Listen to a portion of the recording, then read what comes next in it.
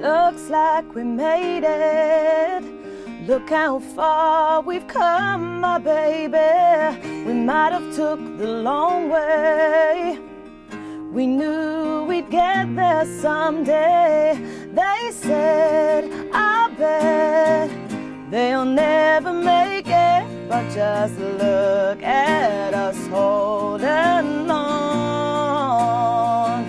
We're still together, still going strong. Ooh, you're still the one I run to, the one that I belong to. You're still the one I want for life.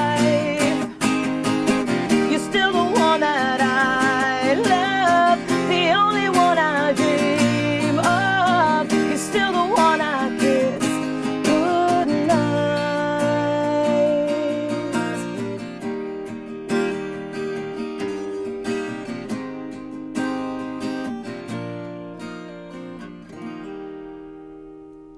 Hi, how you doing? Justin here. Today we are checking out Still the One by Shania Twain. Huge pop hit, this one, and if you ever play in a function band or play at a wedding, you're almost certainly going to have to learn it. So we've got the capo at the 3rd fret. It's mostly open chords here. The interesting thing is kind of where the chords are changing, because they're not quite in the usual places that you might think.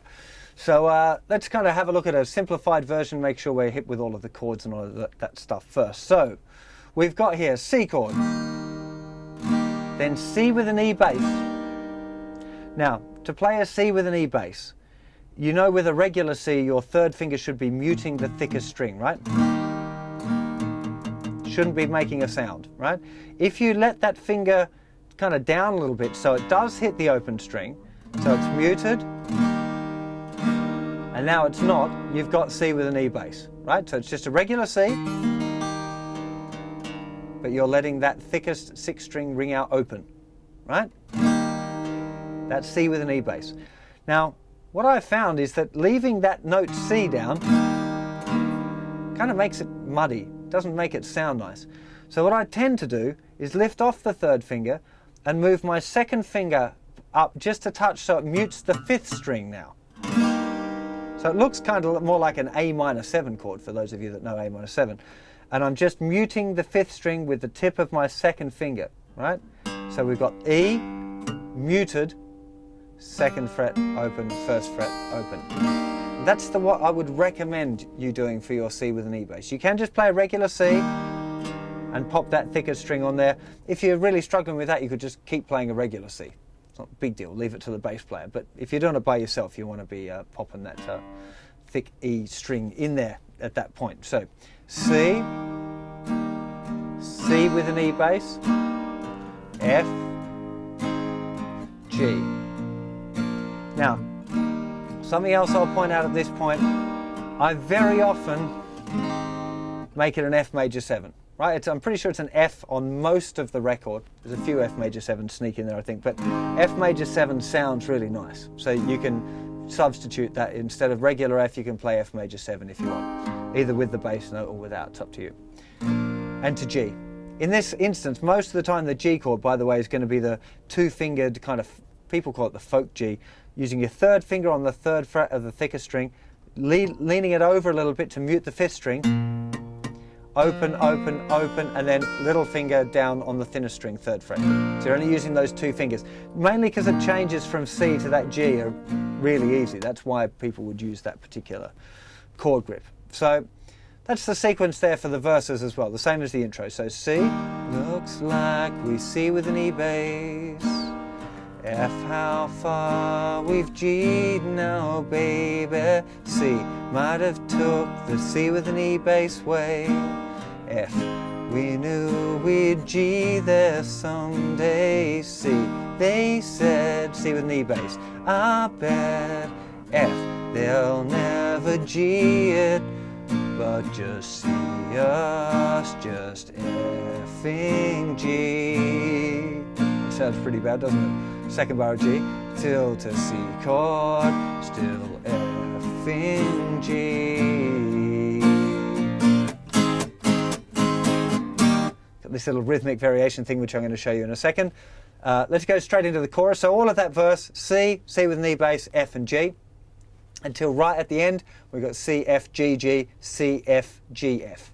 Right? If you want to remember, writing down these chord sequences as simple as you can is a really good idea.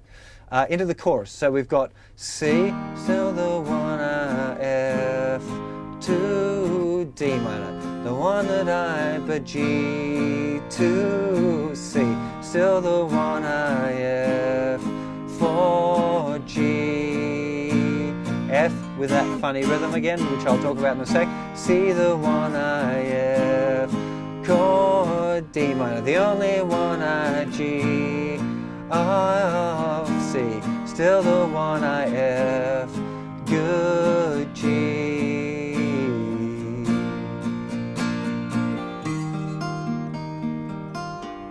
So that's the chord sequences, right? Pretty straightforward.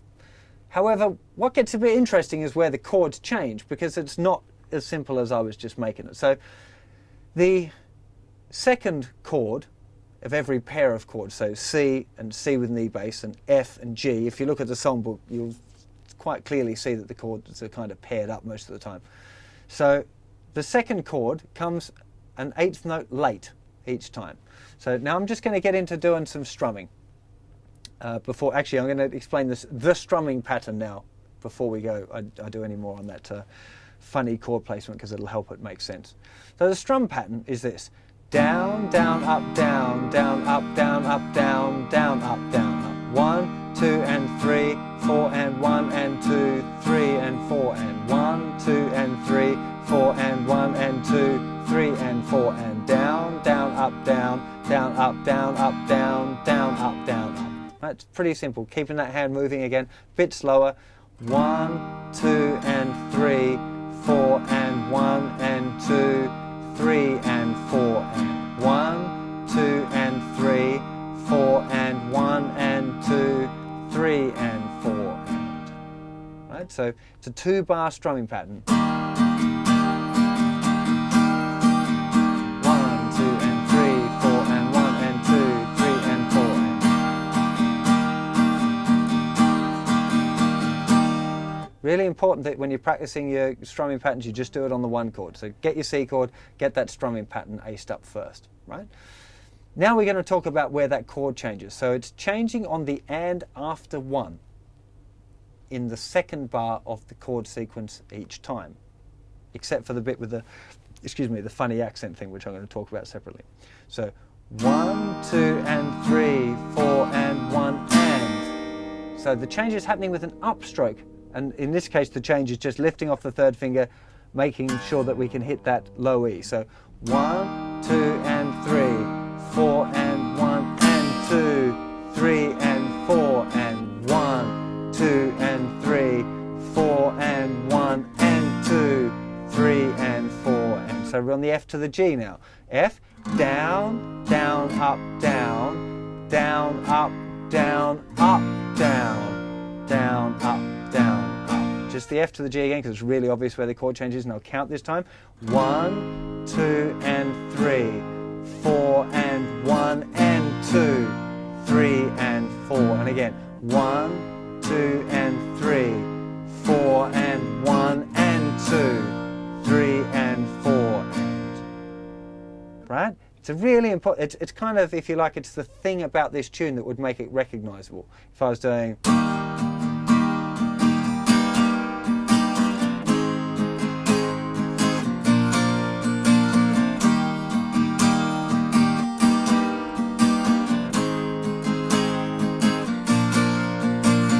If you were familiar with the tune, you would probably recognize that as a chord sequence. It's just that slight rhythmic variation that gives the tune its own character, you know. So it's like that all of the way through, this idea of pushing every second chord, except for the strumming fill, I've called it in the songbook, which is this. I've taught lots of times before about, you know, at the end of sections going into a verse or a chorus that you do something slightly different on the guitar as a kind of a lead into the new section, much like a drummer would put in a drum fill. That's exactly what this is. It's a fill. Well, that also happens in the middle of the chorus as well. So the pattern happens usually on the F chord is 1 and 2 and 3 and 4 and. So miss, up, miss, up, miss, up, down, up. 1 and 2 and 3 and 4 and. So together, still holding strong.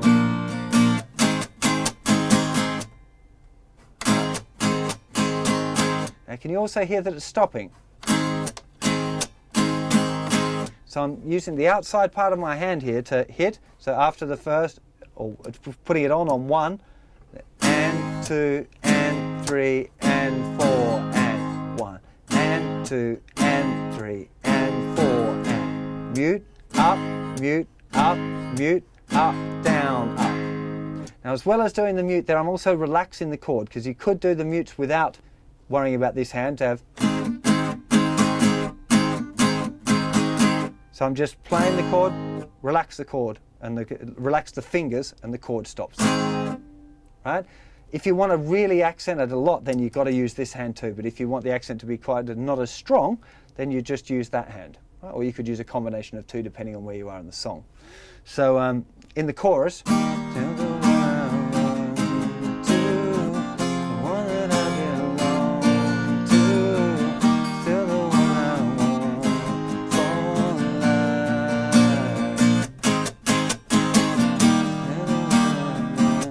so it's important that you kind of add that, because it is a real strong part of the tune, is just that one little kind of section.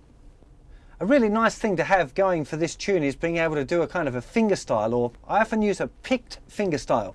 If you've not heard of picked fingerstyle before, check it out. There's a lesson on the intermediate course on my website. You're basically playing one note at a time but using a pick. So doing this kind of.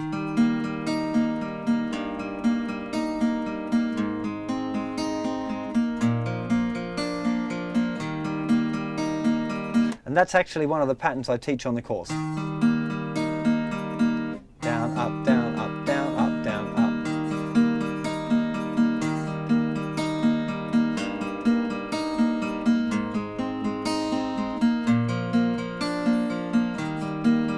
It's very simple to do, and it sounds really effective. Now, in the little intro, I was adding in a bit of the melody note. Just adding my little finger down on the 3rd fret of the 2nd string, and then lifting it off, then to F, to G. If any of you have done my folk fingerstyle module, you can also use the chord scale relations to. You can add in extra melody notes too. Getting a bit beyond this lesson, but there's just some things to explore there as well. I always like doing it, starting off with that kind of picked fingerstyle thing, working into the strumming, and then building it up for the chorus. But it's very much a taste thing for you to decide how you want to play the tune. Hope you enjoy it, and I'll see you for another lesson or song very soon. Take care of yourselves. Bye-bye.